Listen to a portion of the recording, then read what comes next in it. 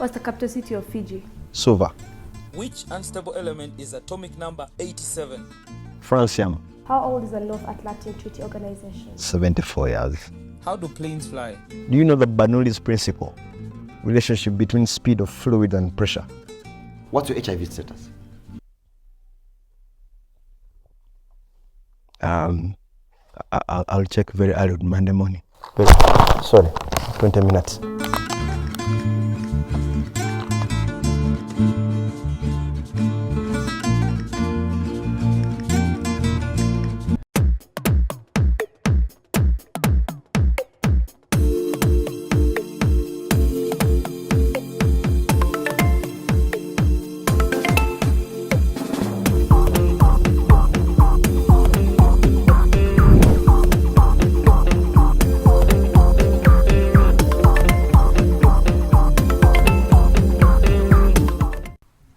Welcome to yet another edition of Kasuku Live. Producer Mpuliki Kabulungi, am I audible enough from here? Today I'm rejoined by Lillian Chihumuro Kagawa. Pumpkin Gold. From Uganda Young Positives. Okolanga ani eyo. Nkolanga communication specialist and advocacy in Tulambi for the advocacy and communication specialist. So today is your second time here, right? Yes, it's my second time with you. So how was the first time feedback Jawafuna? Well, I didn't really shoot on your live because I came late, but I shared some few insights of what you were shooting, and people appreciate your work. More young people would love to be part of your work, actually. Naye tebalina ssente ez'okusasula. Ate gw'onsasudde okujja wano tonsasudde. Omukulu. Yes, manya gange nze Crash Mubiru. Neesiimye nnyo okubeera ku Kasuku Live today. Crash Mubiru ye Executive Director wa Uganda Young Positives. Era ku Uganda Young Positives omulimu gwaffe omukulu kwe kubeera nga coordinatinga n'okumobilizinga simanyi bwe nsobola kikyusa mu Luganda, but we coordinate and mobilize young people living with HIV in this part of the world for action in prevention, care and support services. Nga kye tusinga okuteekako ennyo amaanyi kwe kulaba nti tutaasa omwana wa Uganda n'abavubuka ate nga tukimanyi nti be basinga okuba abangi mu ggwanga lino, okulaba nti beewala kwatibwa akawuka akaleta mukenenya, so n'abo ababa bakayina okuba nga babeera mu bulamu obulungi ne balivinga up to their full potential, okulaba nga basobola okukola buli kimu kye bandyagadde okukola mu maka gaabwe, mu communities zaabwe, wamu n'okugasa eggwanga regardless of their HIV status. So gwe mulimu gwaffe omukulu nga Uganda Young Positives. Idea nevaawa? Idea was born back in the days about 20 years or so ago, around 2003. No, I'm not the founder. You're just the executive director. I'm the executive director. So about 20 years ago, there was a conference, an AIDS conference in Munyonyo. It was an international conference at that level. And a few of our colleagues sat in the corner in Munyonyo and said, look here, we need a group, a community group that can mobilize young people who are living with HIV in Uganda for action in scaling up prevention, care and treatment services. So the idea was born from there. And a few colleagues of ours, some of whom have now gone to meet their Lord, others have relocated to Canada, others are now grown up, above 40 years of living with HIV, started as a small community group back then. And their role was to educate as much as possible, create awareness as much as possible, try as much as possible to walk in the footsteps of File Bongole Rutaya. And they did that amazing work for more than 15 years. Now, Crash Mubiru at around 2017, 2018 there, I came in with a new breed, and then we fully registered into a national NGO, non-government organization, an indigenous organization that is supported, led, motivated and driven by young people.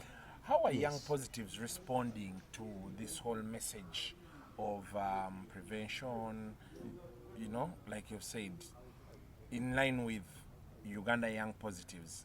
Yeah, young positives really play a pivotal role in HIV prevention because we know HIV is transmitted from one person to the other, and there are several ways how that happens. But mainly, it is through sexual intercourse with a person who is living with HIV. So the pivotal role that is played by the young positives is first of all by understanding that it can be transmitted from one young person to another young person, mainly through sexual intercourse. So they do a pivotal role in ensuring that, number one, they adhere to their treatment, because science has proved beyond reasonable doubt that when you adhere to your treatment, the chances of spreading the virus from you to another person are very minimal. Number two is by playing it safe, and that's why we are running a campaign that says UYP safe and stylish. When you play it safe, you ensure that you're safeguarding yourself, number one, but also your partner by either using a condom and by knowing your HIV status and your partner's status so that you can protect each other. Yeah. So that's the pivotal role that young positives play, Yeah. to ensure that every young person who is living with HIV, number one, they are suppressed. They are retained into care, they adhere to their treatment, and they are suppressed. That minimizes their chances of spreading the virus. The other pivotal role is to ensure that every time they feel like engaging into sexual contact with any other person, they are very safe, and hence safe and stylish.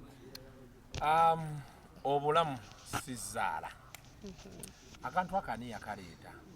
So this campaign, apart from being with Uganda Young Positives, we are partnering with Social Behavior Change, USAID, SBCA, and other partners. So we agreed, apart from having a personal hashtag, because we want to go national, we want more than one person to be reached, or more than the young people within the urban areas to be reached.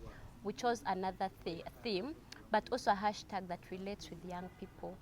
Nti omuntu omuvubuka bwakiwulira, it touches you as a young person. So that's how we came up with the hashtag that, yes, you're a young person, but let's not play it like as if we're just going to a lottery club to have fun. Think about your life as more than a lottery club. And just as he said, in addition, we wanted young people to know that this HIV system, this virus does not only apply to old people at any age. With any slight mistake, any slight risk you're at, you will change your whole life story within just a slit of a minute. So we told them, obulamu sizaala. Yes, we know we say sweet tawomera mukaveera, but there is life after sweet of tawomera mukaveera. You will just do 1 5-minute action and then you regret for the rest of your life. 5 minutes. For those who can last long, 5 minutes. Yeah. So it's more than obulamu bwo tobuzanyisa. There is more than just saying, let me have fun. Because yes, apart from sexual intercourse, we have our brothers and sisters who inject with drugs. And yes, they'll still have it as fun. I want to be high, I want to be hyper. But what happens after that? Obulamu sizaala does not only stop at sexual intercourse. Obulamu sizaala says, I've gone out to club, for us who love clubbing and partying. Once you're intoxicated, you forget about the rest and whatever attracts you. We know that the sexual libido is high once somebody is also intoxicated. So think about what you're going to do after this. Have you checked this partner, or are you just saying kasita anyirira, kasita alabika bulungi, kanfumite? So obulamu sizaala, the message etambula banaffe abategeera Oluganda ennyo, tukugamba nti kebeza. Yes. Genda mu malwaliro, tutaddeyo testing kits orakwiki, kanaka wano bakayita batya? Sure. Naye mmanyi omuzisome naddala ezaakano tulina kyali waffe baagenda. Yes. Akazi akabeerako tebaakateekako. Olwefumita jjukira bombi bali bwereere. Ono atunuulidde ekifuba, oli atunuulidde munne Sema. Sema ninge natandise otabuka. Yes. Dakiika 10 namugamba mukwano tekijja soboka beekiti nga beegatta. Bagenda okuvaayo bagamba ate twayiyeeko mazzi ndooza nga katukakoze eki? Katambudde bakagaanya okukola. Okitegeera. Ekirungi omusajja ye n'agamba tugende kati twekebeze. fortunately be bagenda mu ddwaliro nga balamu. Yes. So I think campaigners should stay continent manual. But we have done these campaigns, I think. Yeah. Ugandans. Last year twalina campaign ya Ora Quick. Yes. There is a full interview on my channel talking about that. So you go and test. There is what we are saying that these testing kits are free in government hospitals, right? Yeah. We've mobilized partners. I, for one, I sit on the Global Fund Country Coordinating Mechanism. That's the board of the Global Fund in Uganda. And we've mobilized partners like the Global Fund and the US government through PEPFAR to procure as many testing kits for us. And those testing kits have been distributed in all public health facilities. And they are free of charge. I have a couple of them at office. I didn't move with any of them, but they are free of charge. If you just walked into Mulago, like today, right now, and you said, I need a testing kit, you move out with it. If you went into Mbarara Regional Referral Hospital, you'll get it. For Potro Regional Referral Hospital, the 16 referral hospitals all over the country have these testing kits, and some major, health facilities that are run by government. But away from that, we've also ensured that there is alternative distribution of these testing kits, even in private sector. Private health facilities, they are there.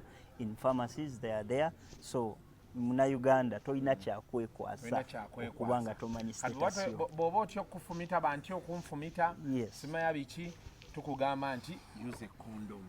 But Kasuku, additionally, obulamu sizaala doesn't only stop at testing. Yes. Tubagamba nti beyond testing you have prevention options. Nti siku testing anokomao nogamba because I've found myself negative, I'm safe. No. Yeah. We have prevention options like PrEP, which we say you've tested and you've found you're positive, but nina ba boyfriend nga batano ba mukaaga, right?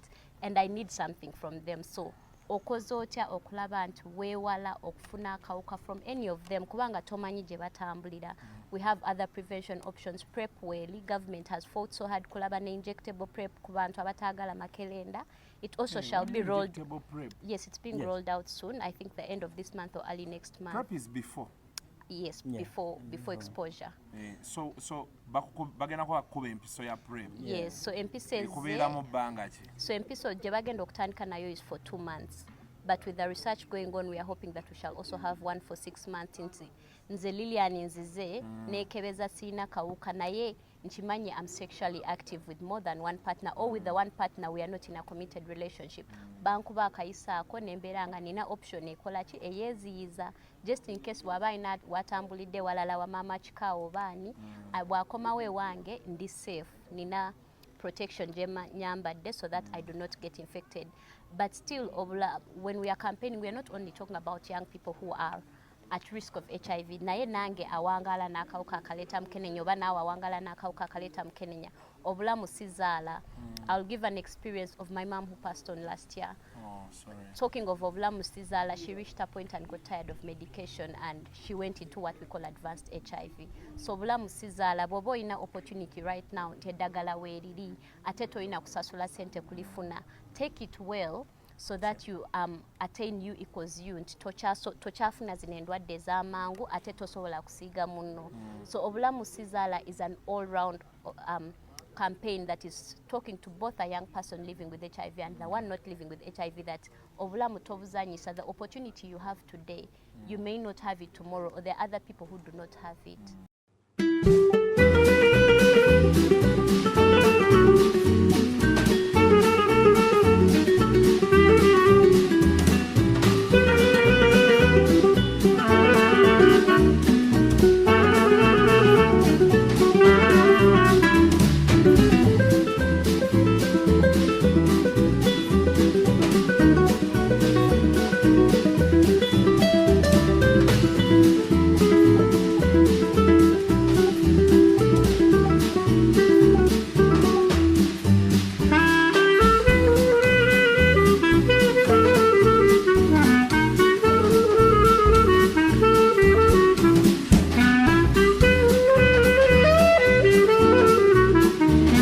That person was you the whole day tomorrow after you have had safe sex tonight. But lucky for you, it's not yet night. You still have some time to change your mind.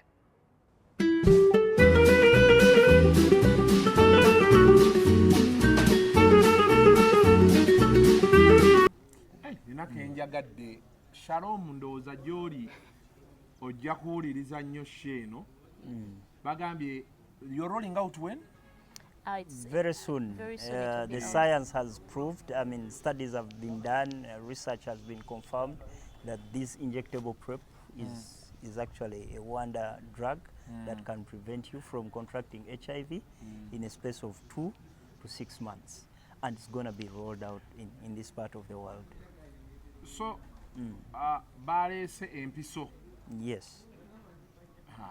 yakozesa ebigambo ebituufu empiso erwanisa siriimu eziyiza Akawuka ka okufuna akawuka ka siriimu ng'ekubeeramu emyezi ebiri ku meka ku mukaaga mukaaga depending so kitegeeza nti every 6 months nga weeyokya empiso yes. togyeyokya every 6 months ogenda ne ne bagikukuba. bagikukuba naye ati mu lulimi lwaffe Ne bagikuba. tugamba ogyeyokya But Kasuku, that same science also prevents, for example, abana abawala, abakyala, I mean, omuntu yenna abeera exposed to HIV.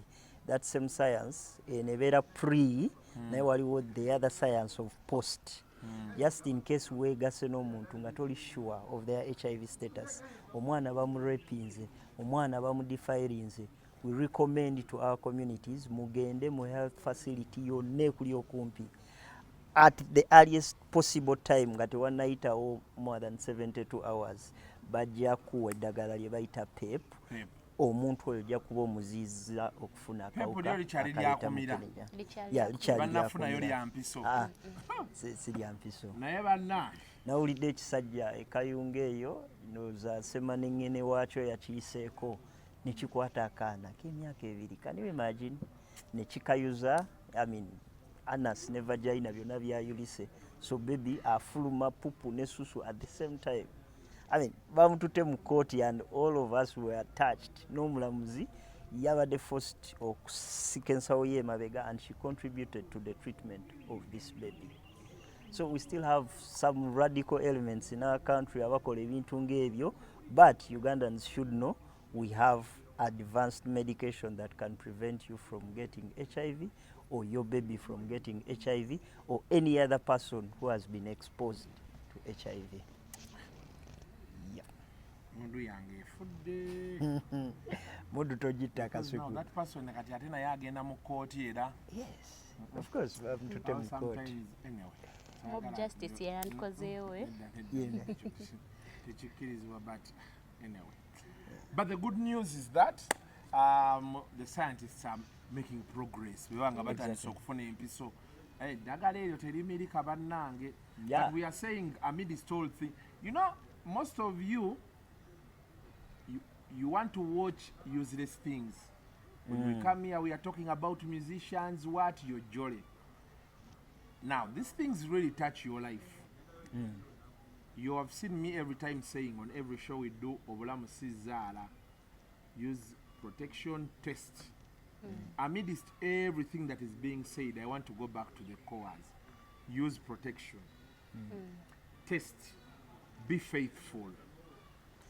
Those that already have the Yes. virus, adhere to your treatment. Thank you. Because when you adhere to your treatment, you're saving a Lillian out there who may sexually interact with you. Yes. Because you will get suppressed, and when you're suppressed, the chances of transmitting the virus are very minimal. Very minimal. Yes. So, Lillian, your parting shots as we leave. My parting shots are out. One, first talk to the young people who are at risk of HIV. Just as he said and what Kasuku said, eddagala telimilika. I hope I've used the right Luganda words. The medication is very hard, taking medication on a daily basis. And getting used to transforming your life from not taking medication to the other part is traumatizing. So if you still have the opportunity of being negative, remain negative. There's really nothing good on the other side. And if you're positive, you still have a great future ahead of you. You still have a lot of things and goals. So draw your goal drawing board, draw your vision board, and then take your medication well. I mean, you're not paying any single coin apart from going to the hospital to pick it. So bobo china chance mire dagala lyo bulungi ziyiza munno I think they say love your neighbors, you love yourself.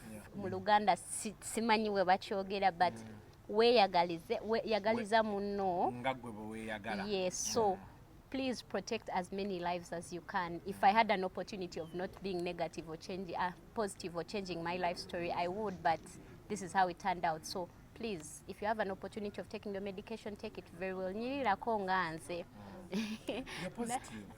Yes, I am. You're looking great, man. 28 years now of living with HIV, so. Thank you. You're looking good. Thank you. Yes, badde batulaba ku Kasuku Live. First of all, we want to appreciate you, Kasuku. You're doing a great job for this country. You're doing a great job. Do you watch Kasuku Live? I do. You're happy with what is going on Kasuku Live? I think I'm one of the pioneers of Talk and Talk and Kasuku Live. Back in the days at Ibati Valley. Hey! You remember when you hosted your first, I think, podium, something that? Yes. At that time, I was a junior employee of Sandy Kadiwa. Hey! At Ibati Valley. At Ibati Valley. So onze go agamba nga nkuletera akakoko. Kabuzi. Someone said so kulaba. Sewo chaga kabuzi ka John Sega and all you guys. Said so kulaba. Yes. And I'm happy at least that you executive director. Yes, so I've been following the trends in the entertainment industry, not so much up front, but backstage. Behind, Yes, so Mkwebaza, you've done really great, and working with us here only shows that we have a long mile to move with you. So we want to also appreciate our partners, Ministry of Health. Firstly, the PS is a great ally to this campaign, and the Minister herself, Honorable John Ruth Acheng, they are great allies to this campaign. We want to appreciate the US government through USAID. They are now, keen in supporting young people, especially youth. They are keen in supporting entities like Uganda Young Positives, and together we know we can spread, the message far and beyond. We are cognizant that we still have 15,000 new infections that are happening in this part of the world. Majority every week. Wow. Majority of these are among adolescent girls and young women like Lydian. But together with partners like USAID, Ministry of Health, Kasuku Live, and Uganda Young Positives, we want to change that narrative. We have already identified the epic centers of these new infections, including Fort Potro City and several urban areas, and that's why we are doing Obulamu Sizala. That's why we are campaigning, telling those young people out there that you can be safe and stylish. Regardless of what you do, if you do it correctly, consistently, you prevent yourself from having HIV. And lastly, but not the least, we know that majority of us enjoy things like football. So abavubuka abali eyo, yesterday Man U yakubye 7-0. Naye gwe nga tonafuna abawala 7-0. First identify and know your status. Go do an HIV test, olyoka olumbe. N'oli gwogenza okukuba 7-0, making sure omanyi status ye. With that, you will be UIP safe and stylish because obulamu sizala. Yes, I want to thank these guys. Thanks for coming around. I've been preaching the message alone. No worries. Obulamu sizala amadde ngamba ganti tolaba ekiwala ekyamabina. Noga nti ekyo kiramu. Kuba eno tuyina ekyo ekyana. Nokebeza amaaso noga. Waliwo n'abalayira nti wallahi nze naafaako kabufi. Naye after those 5 minutes like she said, ebiddako. Kati ate bulijjo mbibannyonnyola ne mulowooza neeyogeza. Kati abakulu beetuukidde. Ale kati Kasuku mwayiseewo. Nalabye ono omuwala yani Gloria bani? Gloria Bugi. Gloria Bugi. Kati omusajja ng'alabye Gloria Bugi. Aba takyategeera. Exactly. So mumbeera eyo abantu mulina okwekebeza before you see a Gloria Bugi. Yatukoze eki. Notegeera nti kati wooli. at least you're safe. Gloria Bugi anagenda okujja nga gwomanyi nti gwoli safe. kyabo oyimiridde. So at least Gloria Big agenda okujja nga bukiiti buli obuyina. Exactly. Neka prep nga wakakutteko. Neka prep nga wakakutteko. Nga ne kondomu zo ziri ku shido. kondomu ziri. Wa Gloria ne ofuna batano in a night. You are safe and stylish. Empiso ya prep eyo ine sanyu lyempadde. Manyi wakincha musenyo. Tujja komawo wano. Ojitunyonyole benetandika okurolinga out. Tetuli mu September? The month of September we are rolling up. Injectable prep. The month of September. Before it ends, yeah. Before it ends. Yeah. Ba headmaster kabeyonge. Naye ba Gloria Bugi mulinde abasajja basooke bafune status bategere status zaabwe bafune ne condom ku kido bafune ne prep ku kido mulyoke mujje as many as you can bakasuku bajja baniriza inshallah.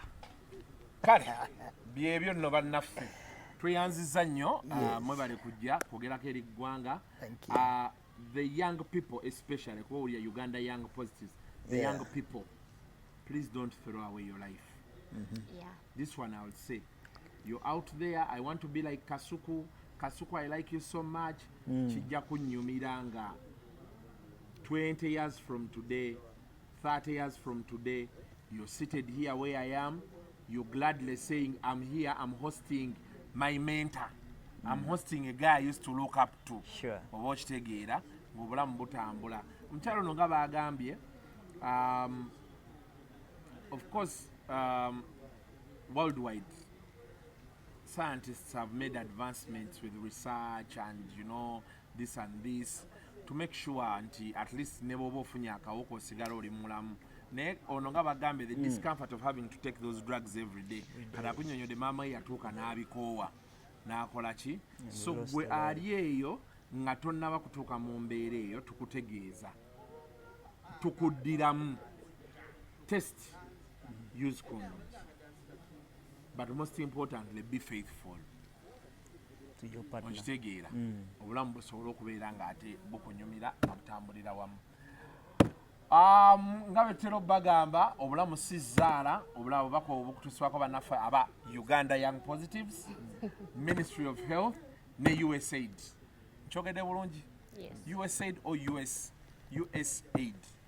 USAID or USAID? USAID. Omulala agamba USAID. Kisinziira w'oba okyogeredde n'essomero lye wagendako. Tebakiinaamu ntondo. No, aba bagamba USAID. You have not said it well. Agamba AID. Kuba tubawa bannange, say it well, USAID. Waliwo n'abagamba AID. USAID from the American people. From the American people. Yeah. All right. Until next time, mubeere bulungi. Mwera.